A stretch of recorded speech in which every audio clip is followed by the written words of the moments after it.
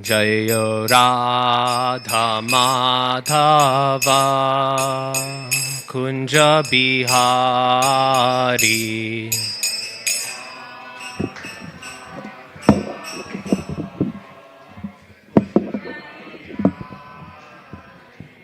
Jaya Gopi Jannavallabha Giribaradhari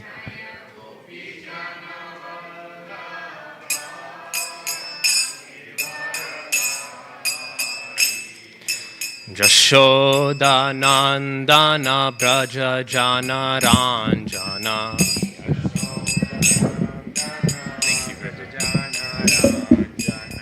Jamuna Tira Banachari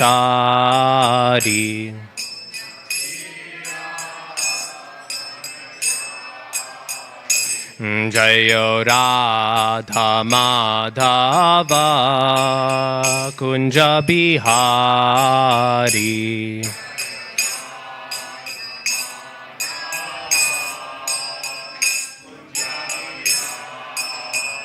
Hare Krishna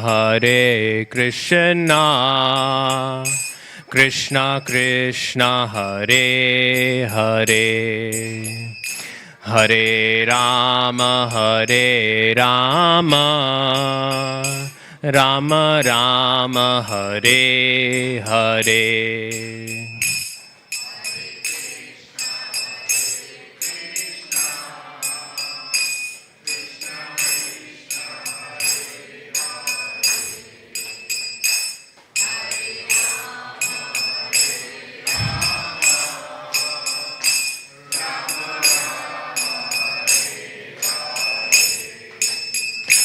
Hare Krishna Krishna Krishna Hare Hare Hare Rama Rama Rama Hare Hare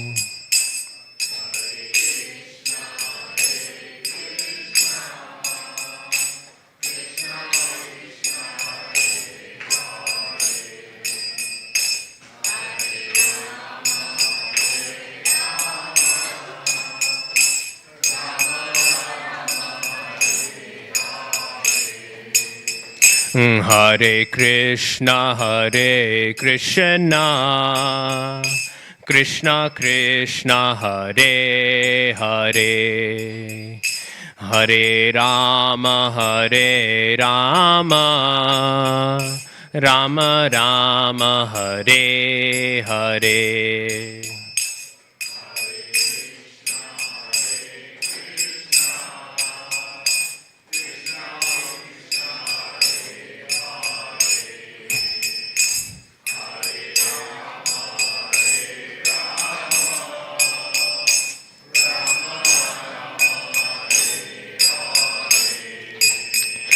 Hare Krishna Krishna Krishna Hare Hare Hare Rama Rama Rama Hare Hare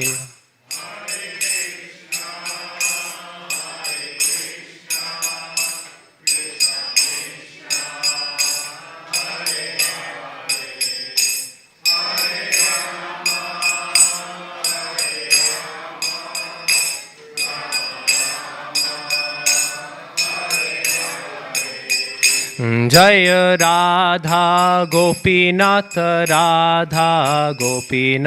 Shri Radhe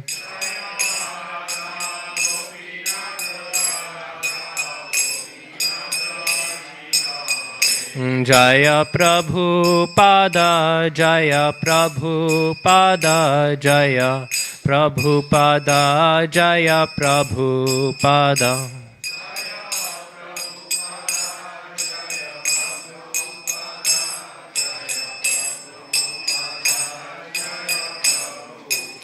Jaya Guru Deva, Jaya Guru Deva, Jaya Guru Deva, Jaya Guru Deva.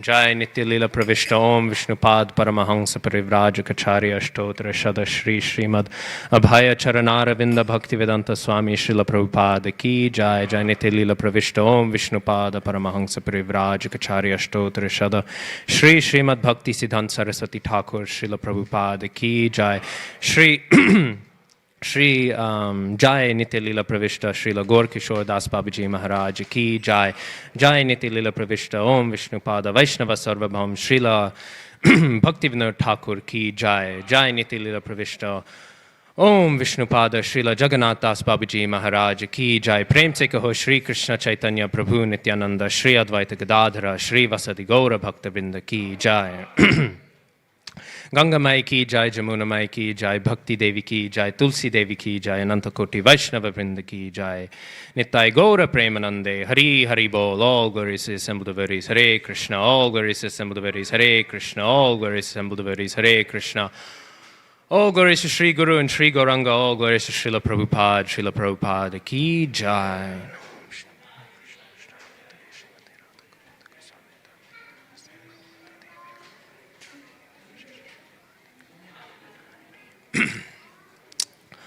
Om Jnanatimirandhasya Jnananjana Shalakaya Chakshurun Militam Yena Tasmai Shri Gurave Namaha Shri Chaitanya Manobhishtam Sthapitam Yena Bhutale Swayam Rupah Kadamahyam Dadati Svapadantikam Vandeham Shri Guru Shri Utapada Kamalam Shri Gurun Vaishnavamscha Shri Rupam Sagrajatam Sahagana Raghunathanvitam Tam Sajivam Sadvaitam Savadhutam Parijana Sahitam Krishna Chaitanya Devam Shri Radha Krishna Padan Sahagana Lalita Shri Vishakhanvitamscha He Krishna Karuna Sindho Dina Bandho Jagatpate Gopesha Gopika Kanta Radha Kanta Namostate Tapta Kanchana Gourangi Radhe Vrindavaneshwari Vrishabhanu Sute Devi Pranamami Hari Priye Namo Mahavadanyaya Krishna Prema Pradayate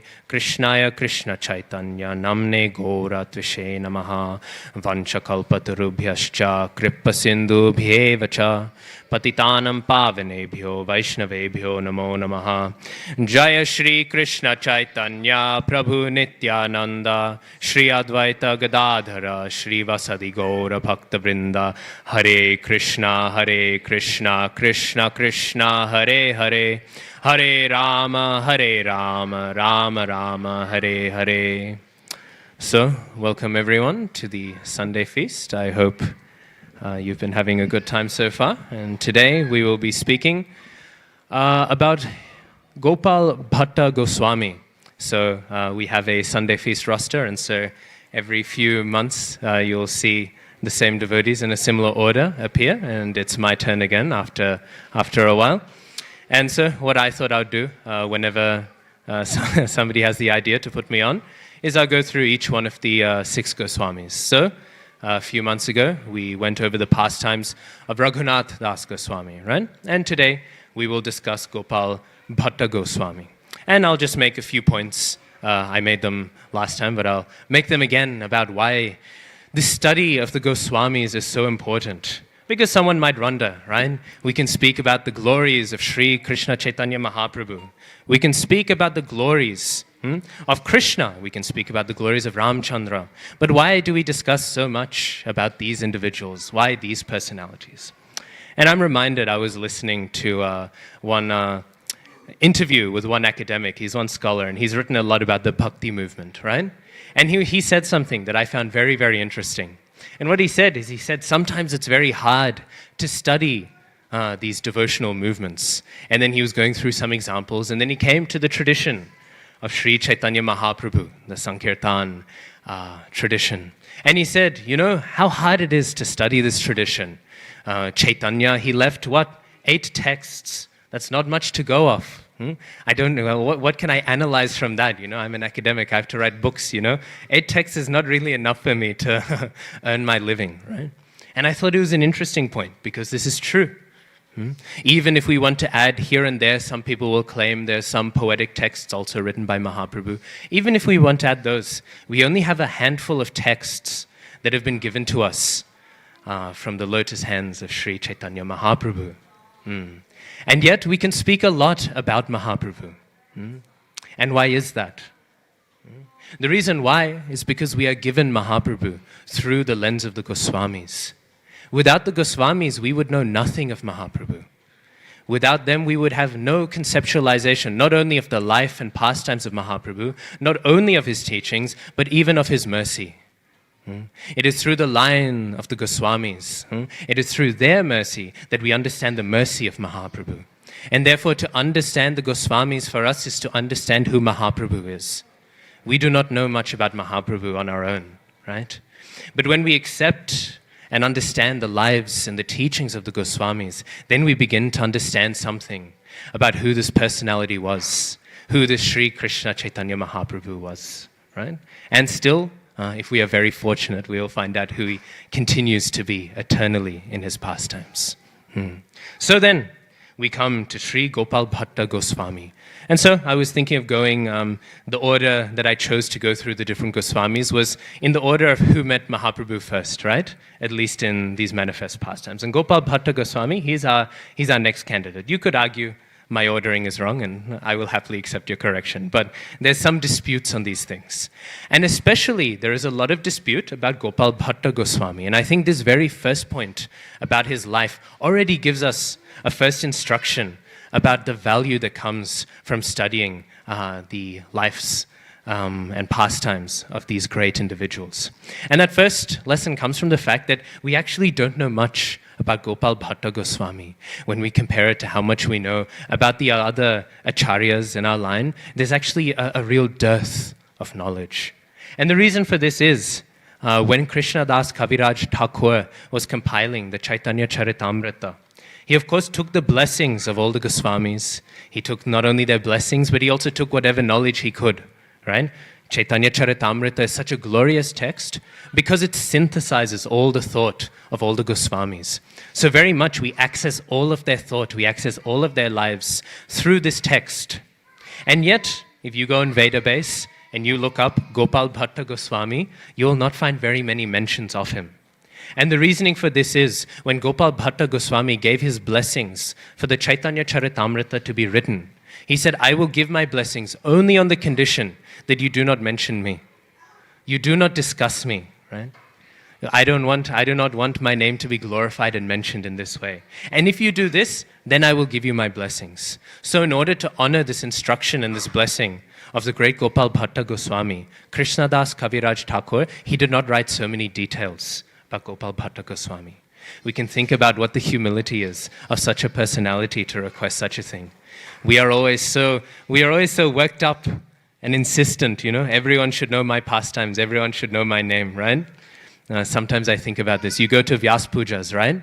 And sometimes you hear some, and I don't want to criticize anyone for their offering, but sometimes you hear some Vyas Puja offerings, and you think, is this the pastimes of my spiritual master featuring me? Or is this the pastimes of this personality featuring their spiritual master, right? People are very, very eager, right?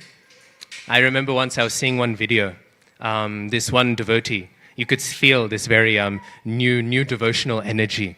And he was filming his spiritual master. They were going on a japa walk, right?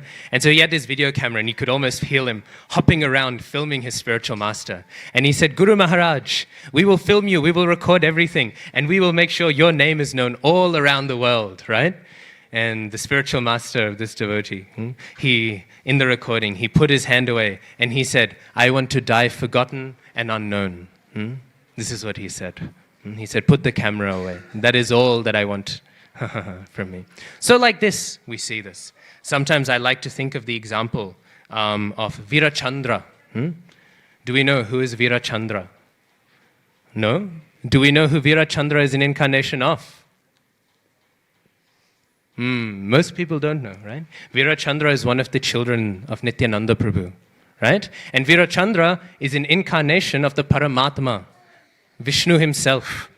And I always think of this example because whenever I ask, does anyone know who Virachandra is? Always the answer is the same, we don't know. So don't feel bad if you didn't know, right? The answer is always, I don't know who Virachandra is. Maybe someone will know, this is a son of Nityananda Prabhu. Maybe. But then you ask, who are they an incarnation of? And then game over, right? No one gets past that level. And I find this interesting, right? Here we have the Supreme Personality of Godhead himself. He has taken the form of Virachandra. And people today, we do not remember. But somehow people have this idea, oh, but I will be remembered, right? I am so important, I will be remembered. People will forget, the Paramatma. They will forget Kshiro Takashai Vishnu, right? They will forget this personality. Oh, yeah, who's he? But me, no. I will be remembered. They will put my name down, right? So we are so absorbed with all these questions, right? So like this, we see the Gopal Bhatta Goswami. He is not held up in such traps of ahankar of Maya. Instead, he's saying, forget me, right? I do not want my name to be recorded. So here we find, already before we even begin to hear the life of Gopal Bhatta Goswami, already so instructive he is as a personality. And of course, his life is a very instructive one. We know his last name, Bhatta. Bhatta is short for Bhattacharya, right? This is a Brahminical name, right? And he comes from a very elevated birth. We know the Gopal Bhatta Goswami, he is a son of Venkata Bhatta, right? Venkata Bhatta very famously has two other brothers, Tirumala Bhatta and Prabodhananda Saraswati. Now, there's a little side note about Prabodhananda Saraswati. I don't want to tangent too much into all boring philosophical, historical discussions, but some people are of the opinion that Prabodhananda Saraswati is the same individual as Prakashananda Saraswati, who was a sannyasi that Mahaprabhu met and chastised into becoming a devotee, right? Some people are of this position, but we are not of this position, right? This doesn't make sense. It does make sense if one doesn't hold the Chaitanya Charitamrita as being authoritative. Sometimes devotees, we get a little bit excited. And we say, anyone who disagrees with us, they are a fool and a rascal and they're lacking intelligence. We will say like this. Actually, the theories make sense. If we don't accept Chaitanya Charitamrita and certain other shastras as authoritative, I can understand how somebody comes to that conclusion. But personally, as devotees, we are not so concerned with any theory that does not take Chaitanya Charitamrita and these shastras as authoritative. So if we take them as authoritative, then there is a lot of difficulty to accept that these are the same personality. So if we ever hear this theory, we should remember, actually, no, these are two separate individualities, right? These are two separate persons, okay? Anyways. So, we know that Venkata Bhatta, right? He is a very staunch devotee. And he was a very staunch devotee in the line of, well, he's in South India. So in South India, as a general rule, if we see a Vaishnava, they're either from the line of Madhvacharya, they're the Tattvavadis, or they're from the line of Ramanujacharya, from the Sri Sampradaya. And so Venkata Bhatta, he was from the line of Ramanujacharya, right? And so he very nicely wished to host Mahaprabhu when Mahaprabhu was visiting South India. See, Mahaprabhu, he went on a South Indian tour. And like all things in Gaur Leela, there are always two purposes, right? Does anyone know what was the purpose of Mahaprabhu to go to South India? Does anyone know? Why did Mahaprabhu go there? Sorry? Yes, the Brahma Samhita, so he collected the Brahma Samhita there. That is one thing he did. What is another reason? There is a reason given in Shastra. Why did Mahaprabhu wish to go to South India? Sorry? To see Ramananda Roy, this is one reason. We have two reasons. To see Ramananda Roy is the internal reason, right? Because he wished to learn about Radha Bhav from the incarnation of Vishaka Sakhi and all other elevated topics. That's maybe for another Sunday feast, right? So this is one purpose. The other purpose, and this is perhaps the external purpose, was because he wished to spread the chanting of Hare Krishna, Krishna Krishna, Hare Hare, Hare Rama, Rama Rama, Hare Hare. Jai. So, we see here, this is another reason. This is an external reason. So we have an internal and external reason. Sometimes the third reason is given, that he went to look for his brother, right? But actually, we accept this, according to Shastra, as being a facade. This was Mahaprabhu was giving this reason because otherwise the devotees would never let him leave, right? They would never let him leave if he didn't give a good reason. So he gave this reason just so they would just let him go away, right? Mahaprabhu, we always see Mahaprabhu is such a slave to his devotees, right? All the time he's coming up with all these plans, not to get around the Mayavadis, not to get around the materialists. He's coming with all these plans to try to get around his devotees, right? Here we see Mahaprabhu, he's so much conquered by his devotees. Anyway, so Mahaprabhu, he's traveling through South India. And it's a tradition in the Chaturmasya months that a sannyasi should stay in the house, that somebody should host a sannyasi or a sadhu, right? This is the tradition. So Venkata Bhatta, he said, Sri Krishna Chaitanya Mahaprabhu, please stay at my house, right? Please let us shelter you. And so Mahaprabhu, very diligently, he obliged. And very wonderfully, it's described Venkata Bhatta, he would wash the feet of Mahaprabhu continuously, right? And one day what he would do is he took the Charanamrit and he gave it to his young son Gopal Bhatta. And this young son Gopal Bhatta, when he consumed this, instantly at the point of consuming this Charanamrit, he instantly began to burst into tears. Why is this? When we were discussing Raghunath Das Goswami, we see these instantaneous relationships are formed. Because these individuals are not normal sadhakas who say, I wasn't enjoying life, and then I read a Krishna book, and then now and then I thought, maybe these Hare Krishnas have a point, and then so and so. That is very transcendental, right? But these are the Nitya Siddha, Nitya Parikars of the Supreme Personality of Godhead, right? Some say Ananga Manjari. There's other identities that are sometimes given for Gopal Bhatta Goswami. But these are eternal associates. So the moment that connection is made, instantly all of that emotion rushes back. Right? So from that very point, Gopal Bhatta Goswami, he was at the time just a simple Gopal Bhatta. By some accounts, we can say he was maybe 7 years old. There are different authorities, but we can say a sweet 7-year-old boy, right?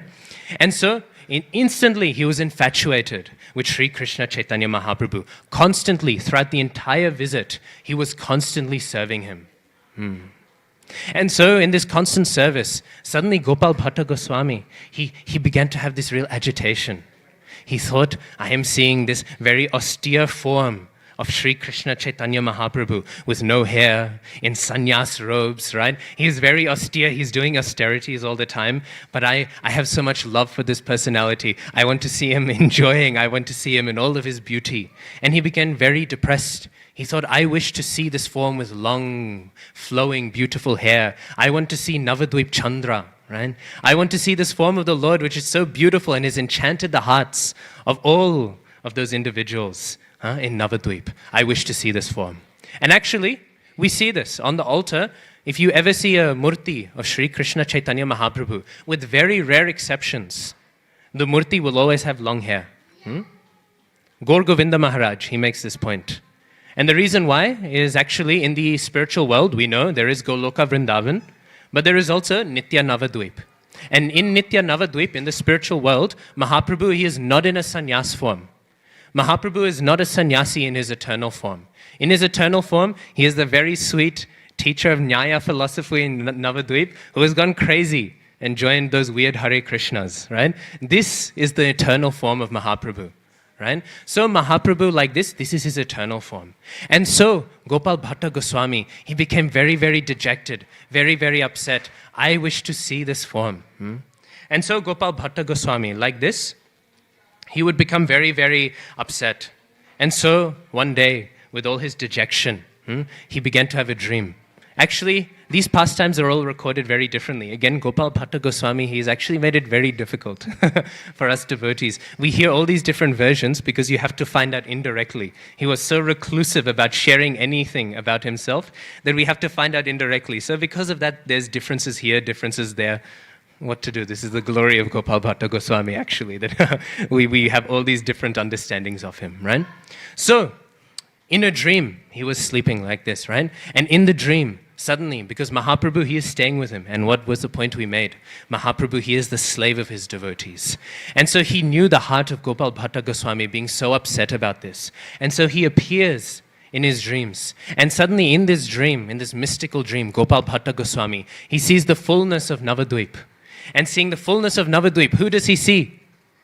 He sees Sri Krishna Chaitanya Mahaprabhu, except he wasn't Sri Krishna Chaitanya Mahaprabhu. He was Nimai with long hair, and he's there, and he's singing in Sankirtan. And who else is there? Advaita Acharya. All these other personalities are there. And not only them, but Gadadhar Pandit even sees himself in the Sankirtan. And so like this, we see this wonderful Sankirtan is happening. And engaged in this Sankirtan, all of these personalities are there. And wow, Gadadhar Pandit thinks, wow, finally. And he goes up and he begins to speak to Advaita Acharya, right? And as he goes to speak to Advaita Acharya, he begins to say something very, very important. And do you know what that very important thing was? Well, no one knows, because Gadadhar Pandit wakes up at this point. So not Gadadhar Pandit, Gopal Bhatta Goswami, he wakes up at this point, right? At this point, he wakes up. And in his frustration, he thinks, what did Advaita Acharya want to tell me? What was I meant to find out? And so he rushes to see Sri Krishna Chaitanya Mahaprabhu. He will know. Mahaprabhu will know. And what happens when he goes to see him? Where is Gaur Sundar? Gaur Sundar is not there. Instead, Shyam Sundar is there. Mahaprabhu, he has revealed this form, right? He's revealed this form. He's revealed his identity. This is very intimate. Mahaprabhu actually doesn't so much reveal his identity. In Navadvip he does, but only with his more intimate associates, right? And so to Gopal Bhatta Goswami, he reveals his form of Shyam Sundar, right? And then this time, Gopal Bhatta Goswami, after waking up from his trance, he passes out properly now, and then he's fully passed out ecstatically, right? So like this, we see Gopal Bhatta Goswami, he's having a very deep relationship with Mahaprabhu. Actually, when Chaturmasya ended, Mahaprabhu was getting ready to go. And as he was getting ready to go, Gopal Bhatta Goswami cried so many tears that Mahaprabhu could not leave. And Mahaprabhu actually extended his stay for several more days because of the tears of Gopal Bhatta Goswami. So we have to think, what an individual is Gopal Bhatta Goswami. And what a personality is Sri Krishna Chaitanya Mahaprabhu, completely enslaved by the love of his devotees. So in this way, we see this is happening. And as we know, very famously, I'll only touch on it very slightly, Sri Krishna Chaitanya Mahaprabhu, he speaks with Venkata Bhatta, and he very much convinces him about this Krishna conscious conception, right? We know Venkata Bhatta, he's very much stayed in the very reverent mood, right, of Lakshmi Narayan. Actually, there's one pastime of His Holiness Tripurari Maharaj and Jagat Guru Swami Maharaj, both of them, they were traveling in South India together. And they were speaking with one devotee, one pandit, one scholar of the Ramanuja Acharya tradition. And when they were speaking to this scholar, they were speaking all Bhagavad Katha. And they were hearing very, very nicely. They were all speaking about Krishna Leela. And this pandit in the Ramanuja line, he was speaking, he was laughing and smiling, right? And they were all having a lot of joy. And we all know this. When we all speak about Krishna Leela, they're so infectiously joyful, We love to hear Krishna, he's doing nonsense. Krishna, he's making everyone the fool. And Krishna, he is very happily joking around, right? We know this is the nature of Krishna Leela. So like this, they were speaking with this, and he was very much enjoying. And South Indian Pandits, I still remember Prabhupada once, when these South Indian Brahmanas were visiting, Prabhupada told his disciples, if you want to know what a Brahmin is, you see a South Indian Brahmin, right? This is the Brahminical standard. So like this, very pakka, so all the Sanskrit and all the commentaries, and he was pulling apart the pastimes. So then they were laughing and smiling and joking. And then at the end, Tripurari Maharaj, he made a point. He said, yes, and there's one pastime with Narayan. And then instantly, the Pandit, his smile goes away. And he says, oh, that is a very serious thing. We cannot smile and laugh when we are discussing Narayan, right? And Tripurari Maharaj, he made the point. This is the bhav, right? This is the mood of those in the line of Ramanuja Acharya. And of course, we can respect it, right? It is not our conception, but it's very respectable. So much mood he has that instantly his smile goes away. Instantly he has to say, we are very serious when we discuss Lakshmi Narayan.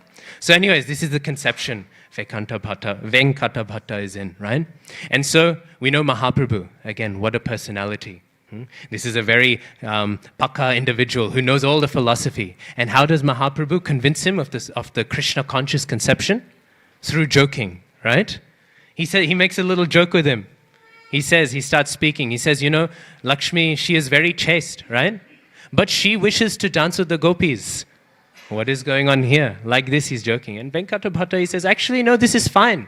Because actually, Lakshmi, Krishna is an expansion of Narayan, right? So because of this, actually, it's fine. she is not being unchaste or anything. Simply, she's wishing to interact with her husband in a different form. And so Mahaprabhu, he hears this and he thinks, you've made a good point, right?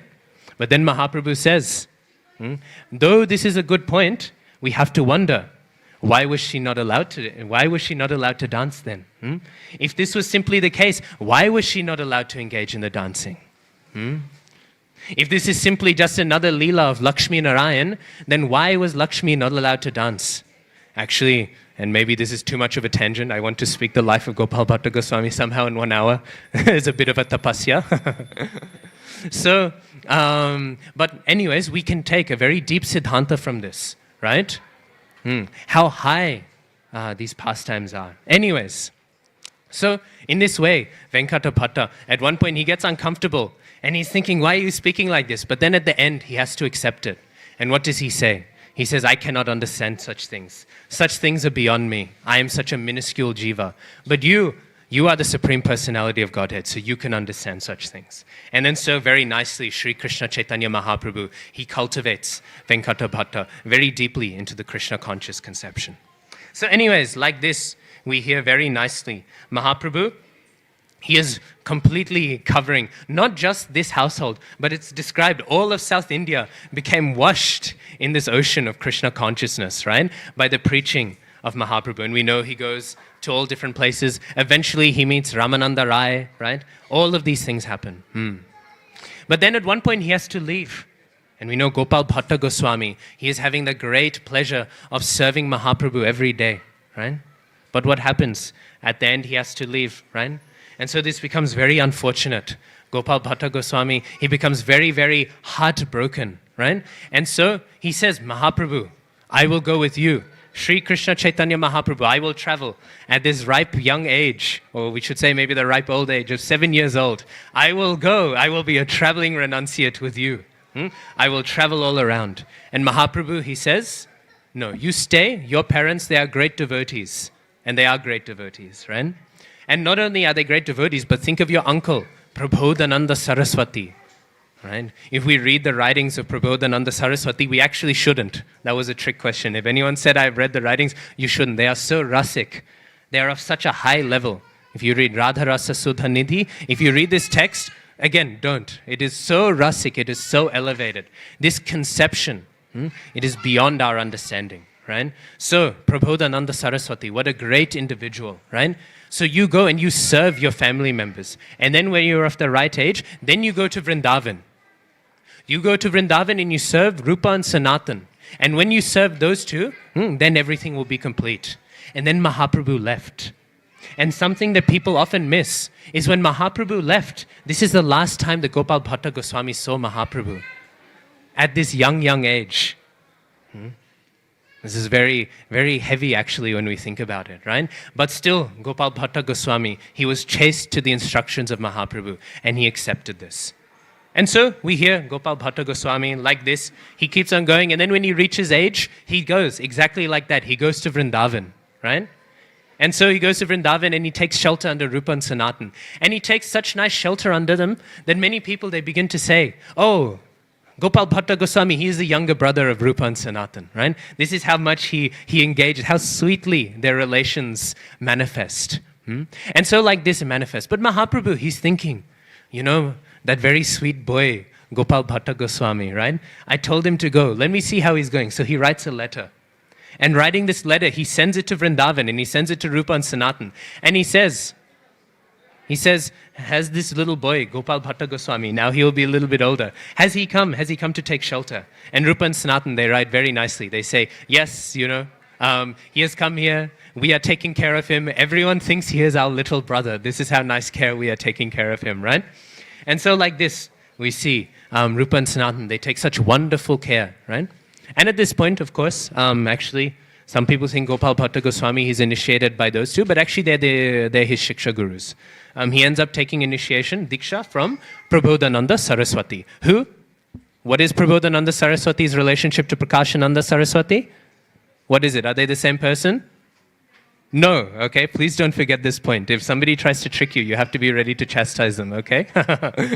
You have to be ready to say, Prakashananda Saraswati and Prabodhananda Saraswati, they are two separate individuals. So like this Gopal Bhatta Goswami, he becomes trained under them. And Mahaprabhu, he becomes so ecstatic because he remembers the wonderful service that was given to him by Gopal Bhatta Goswami, that he gives a few of his personal items, including some kopins, right? And now this seems, of course, the kopin of Mahaprabhu is what a great, beneficial gift. But specifically it said that this great glory is if one takes the kopin of a great personality. Forget Sri Krishna Chaitanya Mahaprabhu, right? If one takes it, it'll help them be very strict and conquer any temptations. And we see this with Gopal Bhatta Goswami. He had one disciple, Hit Harivangsha. And Hit Harivangsha, he was very famous for saying, actually, we don't need to follow Ekadashi. Krishna, he wants the devotees to enjoy, and I don't enjoy Ekadashi. Actually, I could very much relate to that sentiment.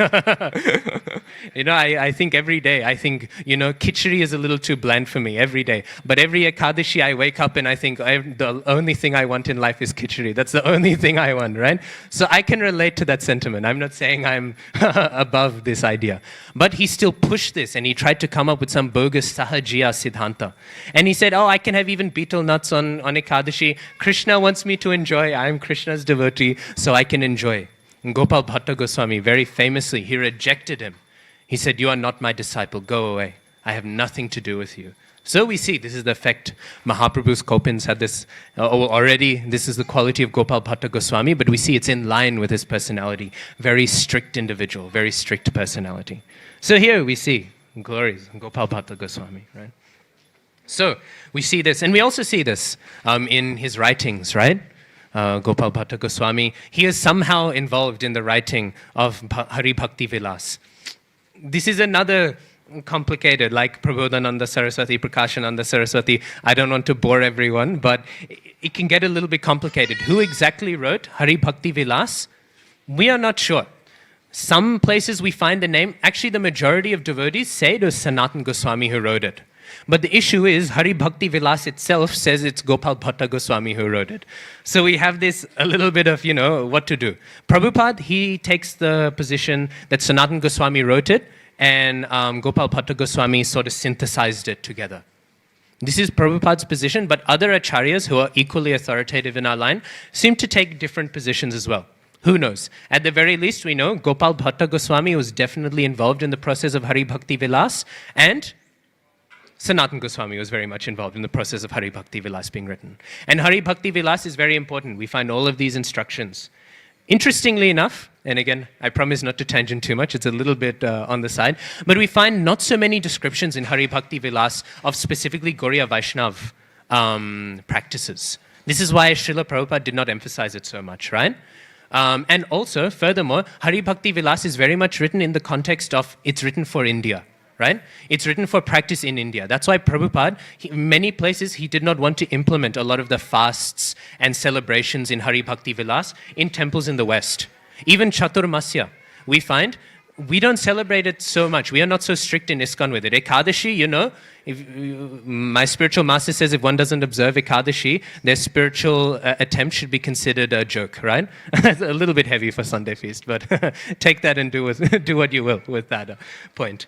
But we find Chaturmasya in the Gauriya Math under Srila Bhaktisiddhanta Saraswati Thakur Prabhupada, very, very strict. Prabhupada did not make such a strict deal about the Chaturmasya fast. This is one example of something that's in Hari Bhakti Vilas that still we should do. Prabhupada, he is given in Chaitanya Charitamrita, he is given a rough outline if we wish to. But the point of emphasis is Ekadashi. Again, Prabhupada, he's taking what is applicable to the West, what is not, right? So this is one point with Hari Bhakti Vilas. Another point that's made is actually Hari Bhakti Vilas, because it's not so specifically has so many Gauriya features in it, Gauriya Vaishnav features in it. Many acharyas, they've come to the conclusion that Hari Bhakti Vilas was written almost to be generally for Hari Bhakti, right? Not for Krishna Bhakti specifically, not for Gaur Bhakti specifically, just generally for Hari Bhakti. It's a general guide. So because of that, Hari Bhakti Vilas we don't use so much. But still, it is very, very significant a text for us, and we still use it as a basis for a lot of our ritual life. Many other texts. Anyways, I can speak for a while about the literary contributions of Gopal Bhatta Goswami. But primarily in his literary contributions, we find a big emphasis on how do we perform rituals, what is the Shastra Vidhi, like this. And the reason why is, of course, as I mentioned with that pastime of Srila Prabhupada earlier, the South Indian Brahminical background is very strict, right? So because of that, it was seen that he is the most appropriate personality to apply all of these strict rules and regulations. So anyways, I'll keep on going because there's one very famous aspect of Gopal Bhatta Goswami's pastimes that we haven't yet come to. And we all know this. We know when one goes to Vrindavan, we know Srimati Radharani, she is the heart of Vrindavan, right? But sometimes I think Srimati Radharani, she has a competitor. And that is the Radharaman deity, right? Even though Srimati Radharani, she is the heart of Vrindavan, and this is true, when you go to Vrindavan, no one can go to Vraj and not feel the love that everyone has for Radharaman there, right? Everywhere you go, everyone is intoxicated with this, this sweet little boy with his charming smile, right? Everyone is intoxicated with Radharaman's beauty. So we'll speak a tiny bit about Gopal Bhatta Goswami's relationship to Radharaman. So, Gopal Bhatta Goswami, at one point, he did pilgrimage, and he went to Nepal. And he went to Gandaki, the Gandaki River in Nepal, right? So he went on pilgrimage there. Very, very hard, Pilgrimage is not easy, and especially to go up to Nepal then barefoot like that. So he went up there because he wanted to get some shilas there. And when he went in the river and he obtained 12 shilas, right? And these 12 shilas he obtained, and then he did the whole trip back to Vrindavan and he began to worship them, right? Even though also at the time he was a very dear devotee of Govinda Dev, the Murti as well, right? So while he was engaged in that worship, he also wished to worship some shilas. However, while he started to engage in this worship, he thought, I don't feel so qualified to engage in worship of shilas. We see that Srila Prabhupada actually says that one should be second initiated before they engage in worship of shilas. So this is an attitude that is continued. It is not that, they are not an installed deity, so they are like a toy. To engage in worship of shilas is very, very elevated. So Gopal Bhatta Goswami, what does he do? He goes on the foot pilgrimage to Nepal again. And he goes back to the river. And what he does is he chants. There's certain mantras you have to chant if you're discarding shilas when you throw them back, right? And so he chants these mantras all properly. And he throws them in. And what happens? He throws the shila in, and then it appears back in his hand. And then he thinks, okay, maybe that shila's a little bit funny, So he takes another shila and he throws that one in. And again, it pops back in his hand. And then he takes another shila and he puts that one in the river. And then it comes back again in his hand. And then he thinks, okay, I get the message. Okay, I'll keep them and I'll worship them, okay? So then he walks all the way back. So now he's gone, I think 4 times he's on the trek, And I think sometimes I feel out of breath, walking to North Sydney Station. So so I was thinking, wow, what commitment. Anyways, so like this he goes, and he's engaged deeply in love with his worship of these 12 shilas. But what happens is, as he's worshipping these shilas, he has his anxiety, because individuals, they are donating jewelry to him, they are donating paraphernalia to him that are used for deity worship. And he thinks, how can I put a necklace on a shila? You know what I mean? If I put it on, it'll just fall through, right? And like this, he has this anxiety, and he expresses his anxiety to Rupa Goswami. And Rupa Goswami tells Gopal Bhatta Goswami, he says, you will see the face of Govinda Dev. You will see that very face that you love so much, you will see it in these shilas. So Gopal Bhatta Goswami, he thinks, okay, hopefully with some desire, some solution to my problem will come, that I can use this paraphernalia in worship of these shilas. So anyways, he keeps on going. And what happens is, the day of Nrsimha Chaturdasi comes. Right? And so we know Nrsimha Chaturdasi is, it's actually the disappearance day of Hiranyakashipu, because actually Nrsimha Dev, he appears a little bit before then, right? But on the day, we do acknowledge the appearance of Nrsimha Dev. And we know Ramchandra, he appears from beautiful parents, right? Krishna appears from the most beautiful parents, right? Who is the mother of Nrsimha Dev? So the pillar, yes. The wonderful, wonderful pillar, right? So we know Nrsimha Dev has this wonderful mother of the pillar, right? And so because everyone is speaking this pastime, and everyone is speaking the famous line, of Prahlad Maharaj, my Lord is everywhere, and Hiranyakashipu says, oh, is he there? We all know, right? Very famous, beautiful pastime, right? And so in this moment, Gopal Bhatta Goswami, he becomes very fed up almost. He thinks, my Lord is everywhere, but I wish he manifests this form in these Shilas. He's in these Shilas, not only in the sense that he's everywhere, but directly. These are an incarnation of my Lord. I wish to see this form. And so strongly he has this desire. And then we see, because of the strength of that desire becomes so intense, then we see the form manifests. And there we find Radha Raman manifests, right? And there, what do we see? Radha Raman is very famous for what? The head is of Govindaji, the torso is of Gopinath, and the feet are of Madan Mohan. These three deities are the most significant deities that the six Goswamis manifested. So one actually sees all of their forms are there in this deity of Radha Raman, right? So one sees all of their forms there. And in this way, Rupa Goswami's blessing that you will see in these Shilas the face of your beloved Govinda Dev, it was fulfilled. So in this way, we see Radha Raman now. We see this Radha Raman form is there. And of course, now Gopal Bhatta Goswami, he engages in such lovely worship. And I think actually, we see this wonderful development. We see this wonderful evolution, right?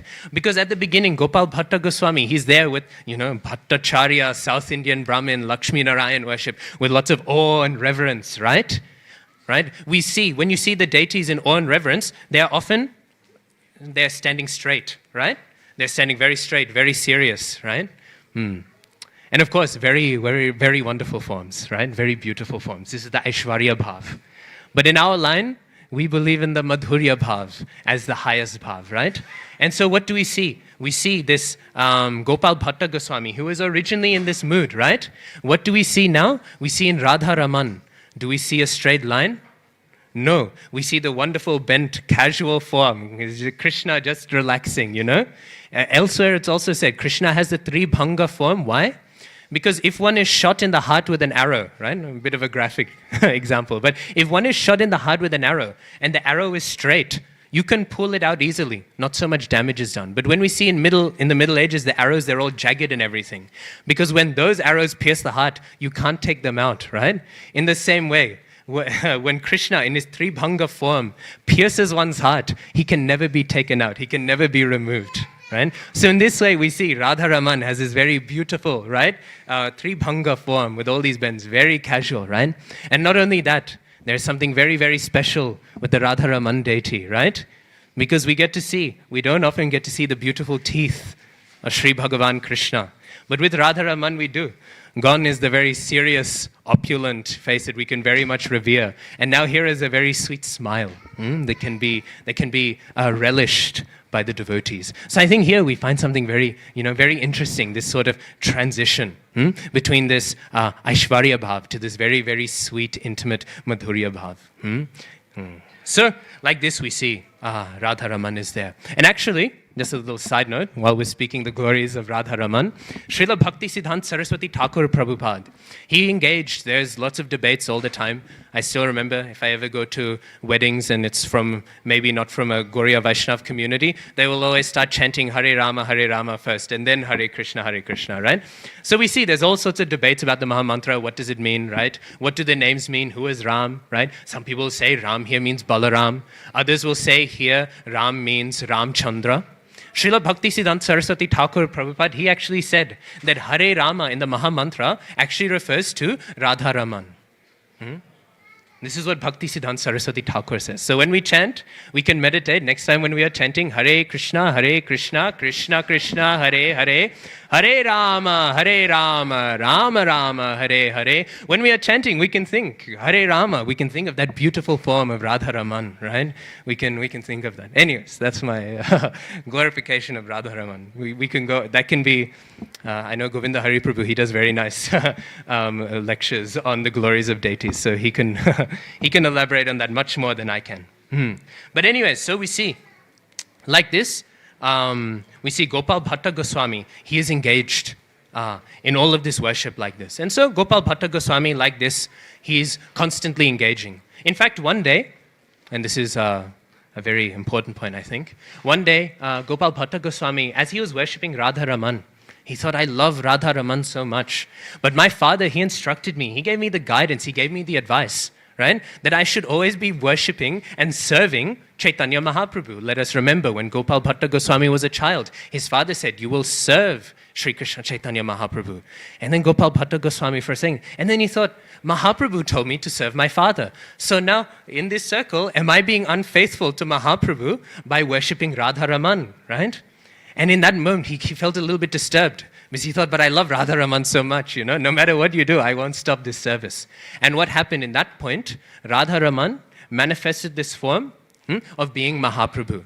At that point, Radha Raman actually manifested the Gaur Sundar form and then went back to make the point to Gopal Bhatta Goswami that actually when you're worshipping Radha Raman, because of course, Radha Raman, Srimati Radharani is there, we should not think, right?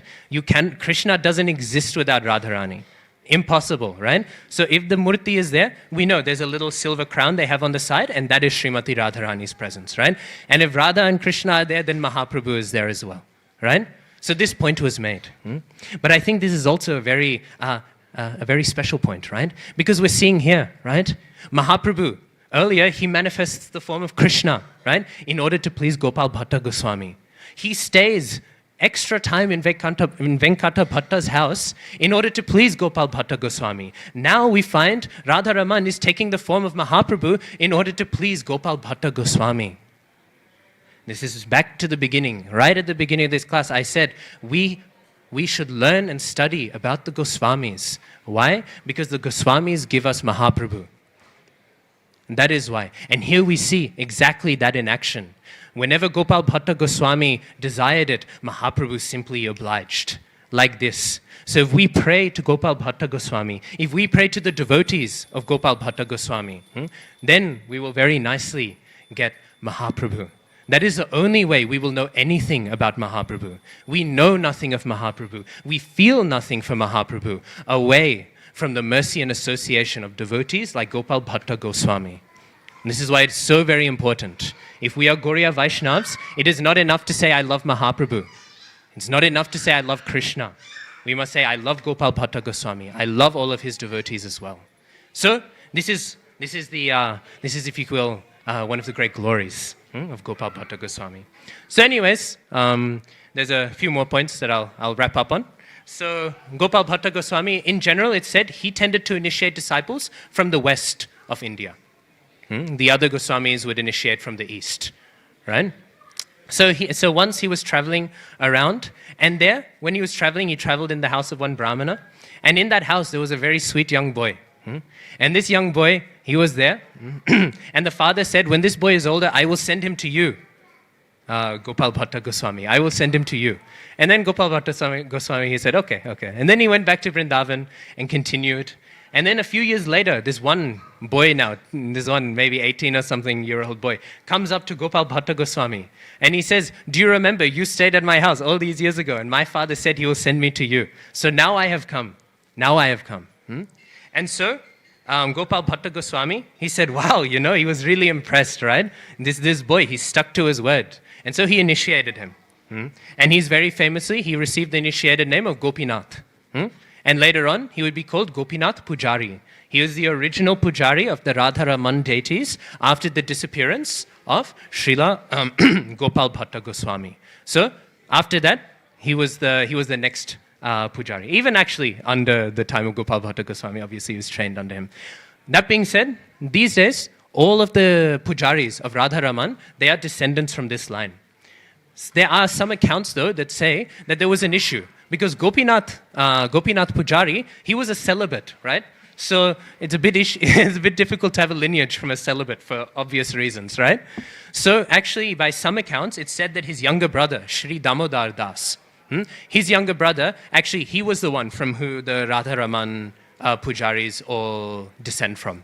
This is one record I've read. I haven't done a thorough research on it, so there might be other accounts, other explanations. And still today, we see the descendants of this devotee. So wonderfully they're serving Radha Raman, right? Actually, it's very interesting because when it's in one family, obviously, who gets the piece, you know what I mean? Who gets the inheritance of worship? Very, very complex. So what we see, they have this very complicated system. Today, the descendants of this descendant they will be worshipping. And then today, this person. So like that, even today, they have a system of rotating out the pujaris. Anyways, so we still see today Radharaman. We can go, we can have darshan of Radharaman, we can see very wonderfully, and we can remember, we can actually be reminded that why did Radharaman manifest? Radharaman manifested because of the sincere desire for Gopal Bhatta Goswami to worship the Supreme Lord. And so we should keep that as a reminder. Mahaprabhu, Krishna, none of them are ours. None of them we have any ability to reach. Only by learning about the associates of Mahaprabhu, only about learning and praying to Gopal Bhatta Goswami will we have any hope of attaining them. So, on that note, we will conclude. We will enjoy now, we will enjoy now Gora Arti. Okay. Shri Shri Gopal Bhatta Goswami ki jai. Srila Prabhupada ki jai. Anantakoti Vaishnav Vrinda ki jai. Srila Prabhupada ki jai.